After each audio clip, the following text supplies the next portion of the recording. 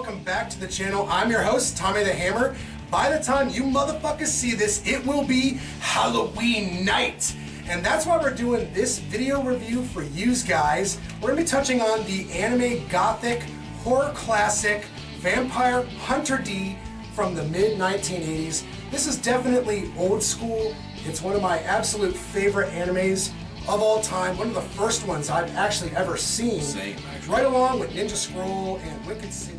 This is definitely not a clean, squeaky clean anime. This is rough and tumble, hand-drawn animation, very dark and gritty. This particular DVD, it looks great, but this came out early in the DVD release cycle, so I've got some gripes with it, but finding Vampire Hunter D crystal clear on anything is near impossible. Besides VHS, this DVD copy, maybe a Blu-ray, I have no idea, but finding this in the wild, very hard to do. And you know what, guys? I can't wait to start this up. We're gonna be kicking it off. You know I can't get a fucking trailer for any type of Asian movie, so I've got something cooked up for you motherfuckers. Check it out. We'll be right back.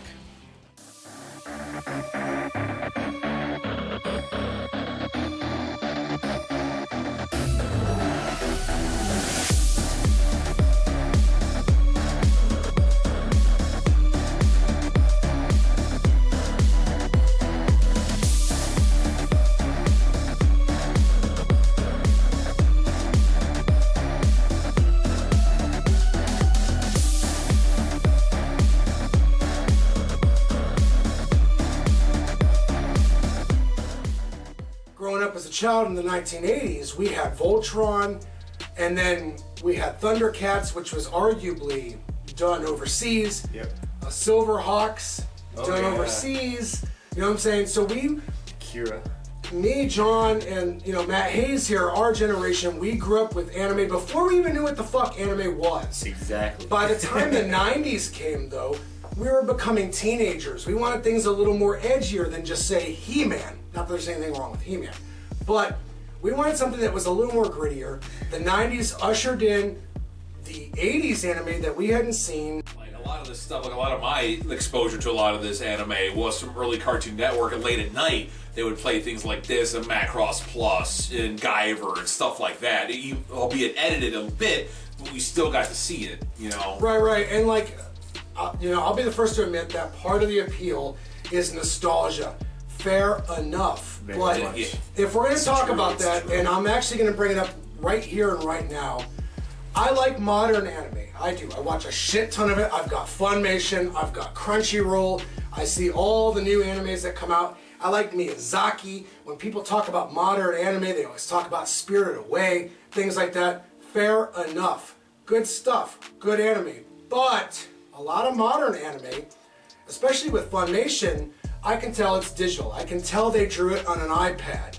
And I realize that technology has improved to the point today where they can have an algorithm for a brush stroke or a pencil stroke to where it looks like the grittiness of a hand-drawn animation. But I kind of still don't buy it. I watch a lot of new modern anime, and yeah, there'll be some style to it, but it's crystal fucking clear. You can tell that there is some program that's telling this brushstroke to be randomized. You know what I'm saying? And that's the difference. Yeah, that is the separation.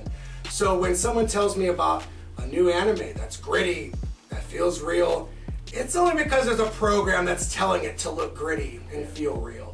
Back in the day, these fuckers were drawing on fucking Dairy Queen napkins, practically. They were writing on fucking Post-it notes. They were doing cell shading. They were doing hand-drawn animation on paper with pencils, smoking cigarettes. I look at this movie, I'm sent back to an era where cartoons were controversial, where the idea of sci-fi and comic books weren't restrained to just the physical format of a graphic novel or a comic book. What do you think of old anime? I thought the animation was pretty cool. I was impressed, especially I think for the era. I haven't seen a lot of animated things from the 80s, but I'm not really big into sci-fi. esque things. I guess I don't know if you would consider this sci-fi. Yes, definitely. specifically, A little bit. but it's got some vampires in it and stuff. Sure. But it wasn't like I hate this. It was like, even though that was like a big premise of the movie, but I didn't hate it. I am an anime fan, but it's kind of on a cursory level. I don't particularly seek it out. So it's more like if it's presented to me, I'm always open and happy to watching it. On my own time, I just have so many other movies I watch, so I never really get to anime films. And in general, my early exposure was like, I mean, Pokemon, Digimon, and Yu-Gi-Oh! Were huge when I was like 4 years old. Right. So it's hard to not watch that when you get home from school, stuff like that. But then also, Adult Swim had tons of anime on it as well. Yeah. So I kind of got both of those, and then I've seeked out Miyazaki. I've seeked out stuff like Perfect Blue, Paprika, Redline. So like I've seen a good amount, I would say. And then Wicked City with you, which is closer to this. Very 80s. And I have to say, like, I personally enjoyed this a lot. I mean, I think in terms of the atmosphere, I thought it was great. I liked the sci-fi elements, and I liked just, I mean, the horror was done right. I mean, you have weird monsters that are wholly unique. You don't see any of those types of creatures or monsters, or even really their take on vampires in American, American entertainment. Yeah. And so, I mean, it's always interesting throughout the whole runtime with this movie. I'm glad that we watched the subbed version because I thought the voice acting for the most part was pretty good. I thought Dee was pretty badass. Yes. Which is like what you want, just to be like stoic, seem like he's cold-hearted. Yeah. And I mean, I really don't have anything bad to say about this. I just thought it was really enjoyable. I thought it was perfect for Halloween. The whole movie's just like dark, gray, nighttime for a lot of it. Yeah. There's always like the contrast of like the blacks, grays, and blues. What a great return to coming to hanging out with these guys and watching the movie. Yes. I mean, Good to have you back. Yeah, when I first heard that, I'm like, dude, I'm definitely coming tonight to watch this. Yeah. Yeah, because fuck yeah, that's all I gotta say. The double fuck yeah. Yeah, so anyway, man, revisiting this, because I saw this back when I was a really young kid. My older brothers were all like borrowing from their friend a VHS. They recorded on like, some recorder from his own tape. And it's like watching it dubbed, and it was just brought back so many great memories from when I was growing up, and just made it just like that much more better to me. So, I mean, I love this movie to begin with. And I mean, this the season. Like you already said, this is one of the first animes I saw back in my early teen years, the early 90s. And, I was just so fascinated not only, with that art style, because it was so different from, the American cartoons we've been watching to that point. But, they just would show everything, from like the nudity to all the blood and gore. It was just so shocking because you just didn't see that in American animation. And you really didn't get to see a lot of that, in American movies so much. At least I had to that point, so it was just so shocking. Classic gothic horror theme of vampire with this crazy, like, Ronin samurai vampire hunter guy. But then there's those weird like tech, but they're still using horses, but they're robot horses. Like, what a weird combination It was so of like cool. sci-fi and classic Eastern European setting. It was so strange, but like, I mean, all that just combined to really just like blow my young mind at the time. I was like, wow, this is just so incredible, and it was I don't know, it really struck a chord with me. And like this and like Akira were probably the first two like full-length anime features I saw, and they both just blew my fucking mind, and really, just helped, like, really started my love of anime,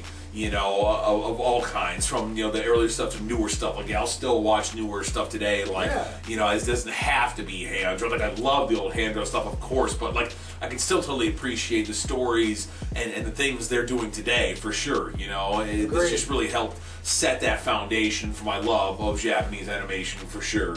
And I tell you, like, watching this now through my more aged eyes, what I'm picking up now that I've read things like The Dark Tower, is this felt very Dark Tower-esque. This is, yeah. as I said, in a distant future. Yeah. So you have all this ancient tech, but it seems like most of it is like broken down from a past time. Like nobody really knows where it came from anymore. Like, does some of it still work? Sure. Do they use it? Yeah. But do they really understand it? No. Yeah. And when it breaks, it's gonna be gone. You know, There's because it still Stephen works.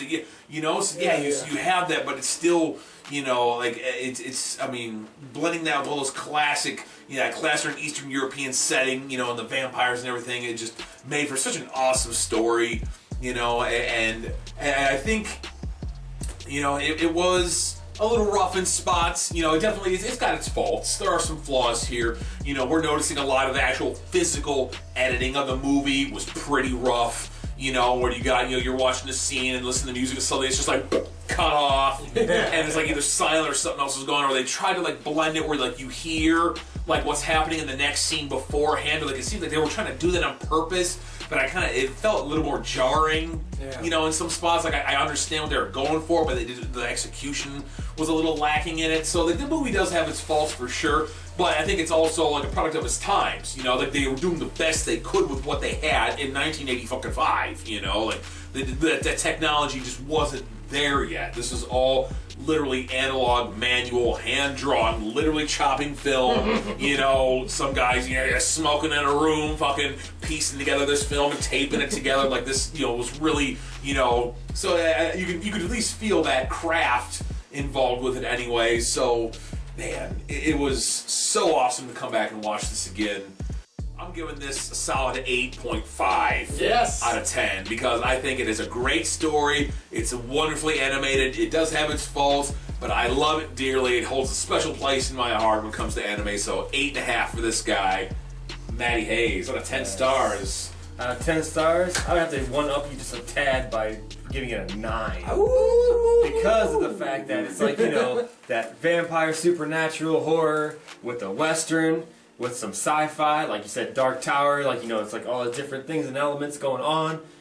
If I like a movie and I give it a pretty good star count, I feel like my star count's always subject to change a little bit, whether it could go higher or lower, and this is definitely one where I can see that happening, because I definitely need to watch more anime.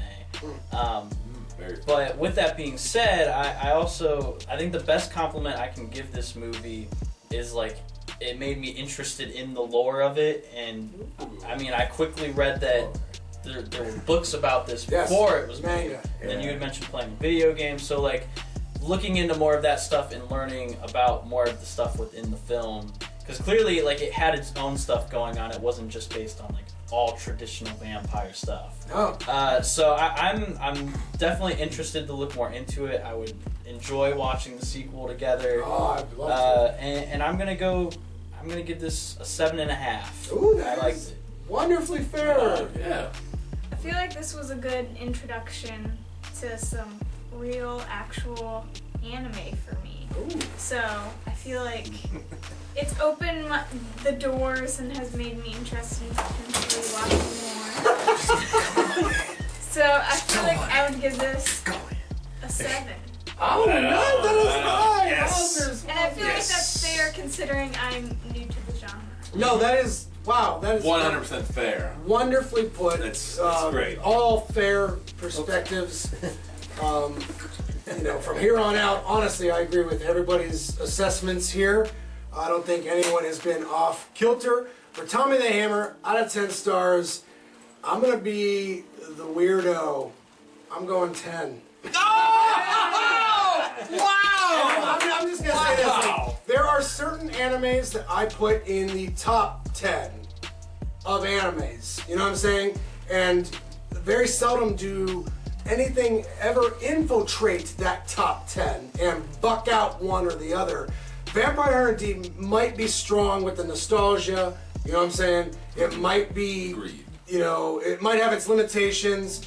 Those limitations I view in a cult movie sense. The editing that we were talking about, agreed. Need a little work, but I like that jarring, what the fuck's going on? I feel like this is the type of anime that you would have seen on 42nd Street in the 1980s, downtown New York, played in a movie theater right next to the porno shop. You know what I'm saying? It probably was. And people would be drinking at the bar and just stumble in for dollar night. You know what I'm saying? And that's what I like about it. I like that gritty, you know, dash it all mentality. I like the fact that it had cigarette burns. I like the fact that it was washed out by darkness and you couldn't tell what the fuck was going on. But putting that all aside, growing up with this movie, you know, it means so much to me. The style, the music, the story. I thought 10 out of 10 when I was younger. I think 10 out of 10 2020. And I'm sticking with it. And that's understanding its limitations. So, with all that being said, you motherfucks, I hope we've been informative. Until the next time, tune in to Neon Trash.